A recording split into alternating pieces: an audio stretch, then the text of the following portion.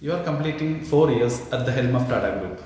At this point of time, it seems that the group is on the cusp of a transformation, launching new tech businesses, pivoting the core sector companies, and settling the old issues. What is it all about? When we started in 17, basically I had said that the biggest strength that the group has, the brand, the trust, the ethical standards, the heritage, and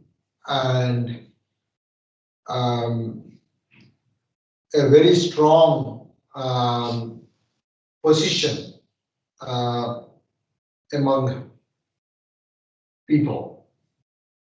And whenever you have a group which has such a large presence and a strong history of more than 150 years, you should expect that there will also be complexity.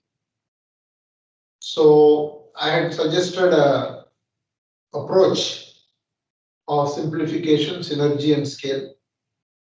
We embarked on that journey, and the simplification meant that we had to address simplification at a group level and at individual operating company level, and we focused on balance sheet fitness, financial returns, and the structures, and also looked at the number of entities and core business and other businesses each of the companies were participating in. And we have been driving that simplification across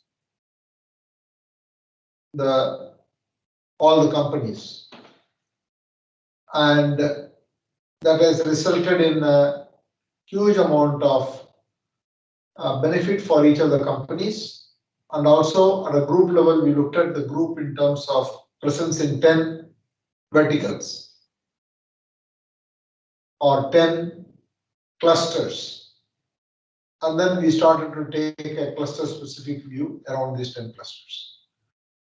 Then from a synergy point of view, we also looked at how coming together of the group companies can significantly create more value for shareholders, but more importantly, create capabilities for each of the companies in the products and services they want to launch.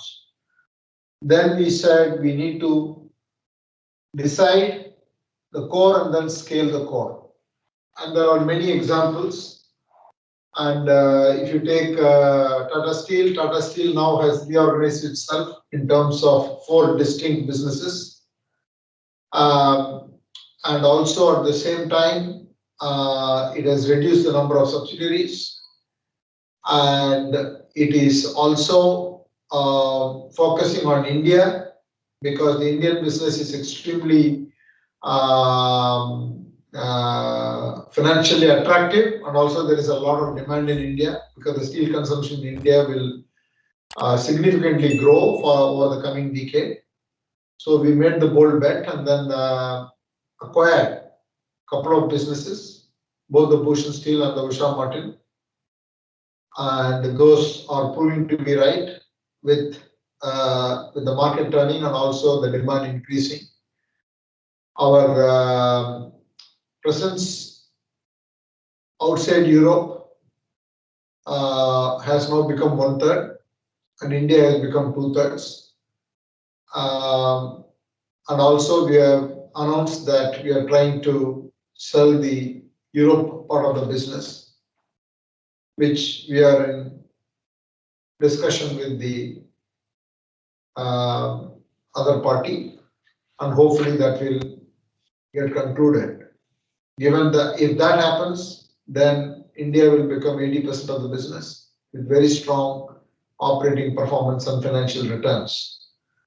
And in Tata Motors, we did the same thing. There are many small entities, areas where we were present. We decided to consolidate or exit and focused on three businesses: passenger cars in India, commercial vehicles, and JLR. And we've been focused on operational improvement significantly. And we have also announced that the Tata Motor Group will go zero debt by the next 3 years, by 23. And also the passenger car business has turned around. We have doubled the market share. We have launched a Tata EV ecosystem. E-Universe, which has brought the full range of capabilities from charging stations, cells to batteries, and has really helped us to launch two very exciting products in a very short span of time. Otherwise, we would not have been able to do that. And the market has accepted, and we are having a huge demand for both the EV vehicles. And we will be saying more things about our foray into electric vehicle transformation. And Jaguar Land Rover, again, has been going through a massive transformation. And all of these are visible in the operating performance of these companies.